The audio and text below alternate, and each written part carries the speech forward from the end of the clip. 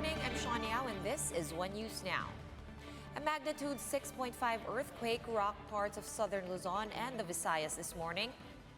FIVOLCS located its epicenter at 5 kilometers southwest of Katangian, Masbate.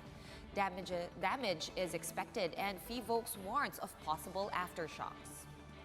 Intensity 4 was recorded in Mapanas, Northern Samar, Legazpi City, Albay, and Lezo in Aklan. Intensity 3 was felt in the city of Iloilo, while Intensity 1 was felt in President Roxas in Capiz City. Based on recorded instrumental intensities, the tremors also reached the provinces of Masbate, Leyte, Biliran, Negros Occidental, Quezon, Antique, Camarines Sur, Bohol, Cebu, and Misamis Oriental. And just minutes before our live broadcast, Taal Volcano emitted steam. FIVOLCS says Taal Volcano remains under alert level 1, which means going to the volcano island is strictly prohibited. The agency also recorded 5 volcanic earthquakes around Taal since yesterday. Stay tuned here on One News for the latest on this development. And Metro Manila and nearby provinces have been downgraded to GCQ or General Community Quarantine. Let's get more on that with News 5's Maricel Halili, who's joining us live from Mandaluyong City. Mase, tell us more about last night's IATF meeting as well as the President's address. Sean, President Duterte has vehemently denied that he went to Singapore over the weekend and insisted that he never left Davao. He said all these as he announced the new classification of community quarantine in Metro Manila and nearby provinces. President Duterte has once again placed Metro Manila back under General Community Quarantine or GCQ starting August 19 until the end of the month. Aside from NCR, Rizal, Bulacan, Laguna, and Cavite are also placed under GCQ from modified ECQ. This means that more businesses will be opened. Public transportation and dine-in will be allowed once again, provided that minimum health standards are observed. Essential meetings will also be allowed, but limited to 10 attendees only. In his recorded public address last night, President Duterte said China and Russia are committed that they will provide anti-COVID vaccines in the country once available, but this is not for free. The government has to pay for the vaccine.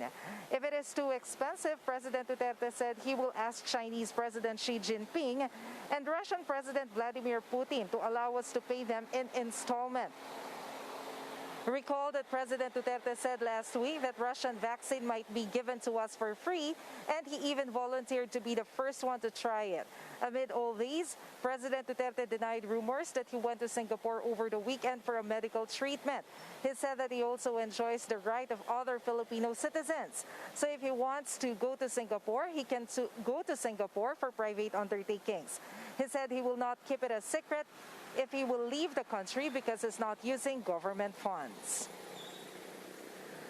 Sean, Senator Bongo and Secretary Avisado have personally joined President Duterte in their meeting in Davao last night. But other cabinet secretaries joined the meeting via Zoom because some of them are now in isolation because of their exposure to Secretary Eduardo Año. Sean?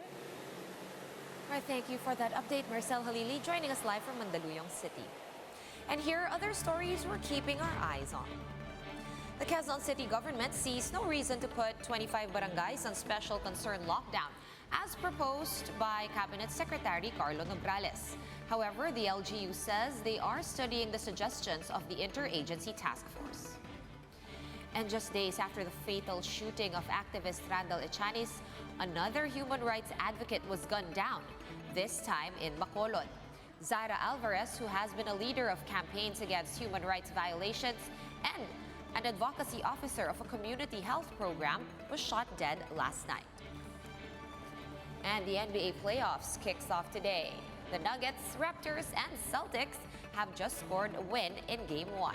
Right now, the LA Clippers and the Dallas Mavericks are squaring off to draw first blood.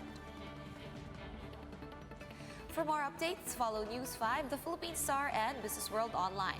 Visit our website, onenews.ph, for more in-depth analysis. You can also catch One News on the Signal Play app. Register for a free account now at www.signalplay.com and stream One News live anytime, anywhere.